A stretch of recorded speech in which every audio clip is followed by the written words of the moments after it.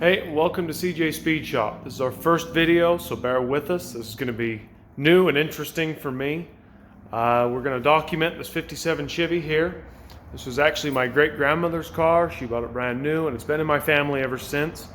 We got quite a build here. We've done a little bit already.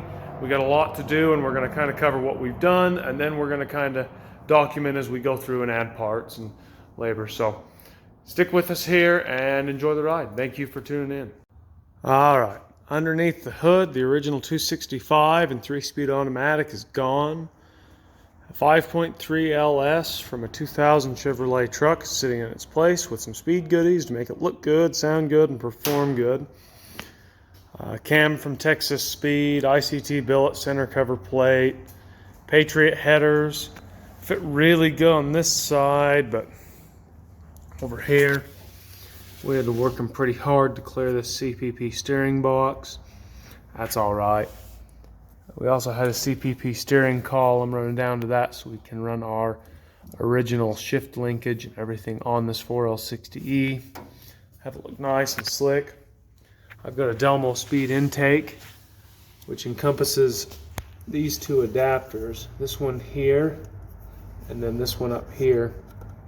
And that's a stock truck throttle body.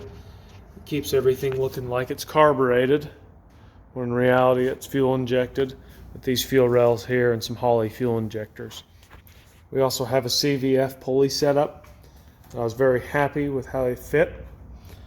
Initially I had to scoot the motor back because there was no clearance right here. You couldn't even slip a piece of paper between this electric fan and this belt tensioner. But we slid it back. We're now touching the firewall right there, so I have to do a little bit of clearancing with the wheel of death, but that's all right. We also have out front a radiator from Wizard Cooling. Give them a shout out because they did a really good job with this. I love how this is welded, and I love how it attaches. I love that it's condenser or radiator and electric fans on a shroud, all in one. And I loved how it bolted up to the core support. Just a little bit more work. Eventually my goal is to have all this painted body color along with the firewall and even the engine block, and then all the polished.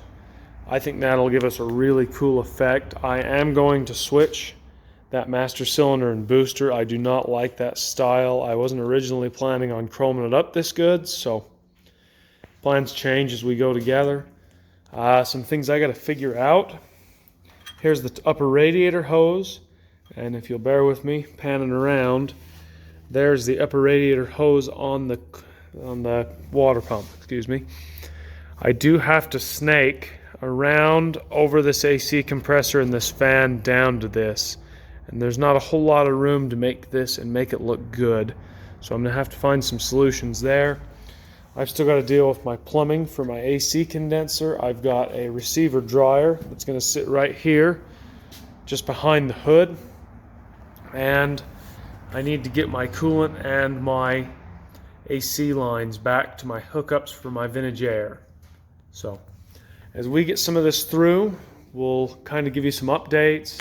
As I smooth out the firewall, get this welded up, clean all this up. This should look really cool when we're done. I'm really excited for how this is looking and turning out. Thank you for bearing with me. And if you like what we're doing here, give us a like and a subscribe. We would sure appreciate it. Thank you.